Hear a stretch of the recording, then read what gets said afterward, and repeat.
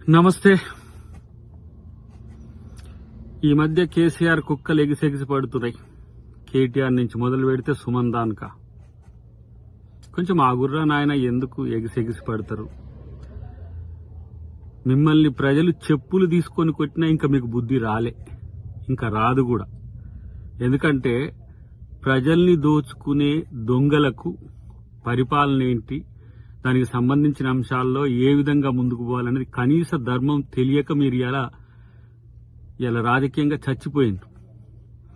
ఇక అది పట్టలేక ఒకడేమో 3 నెలలు ఉంటుంది అంటాడు, ఒకడేమో 6 నెలలు ఉంటుంది అంటాడు, ఒకడేమో ఎప్పుడు పోద్దో తెలియదు అంటాడు.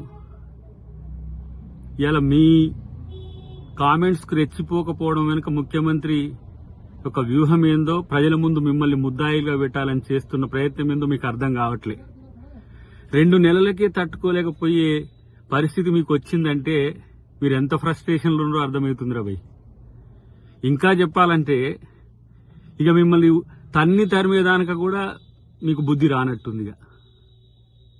ఇలాంటి చిల్లరగాళ్ళు ఇవాళ ఈ రాష్ట్రానికి నాయకులైనరు. ఇలాంటి చిల్లరగాళ్ళు ఇవాళ తెలంగాణను పాలించి నాశనం చేసిండ్రు. ఒక్కొక్కరిని తెలంగాణ నుంచి తరిమి కొట్టే పరిస్థితులు వస్తాయి, గుర్తుపెట్టుకోండి. తస్మాత్ జాగ్రత్త.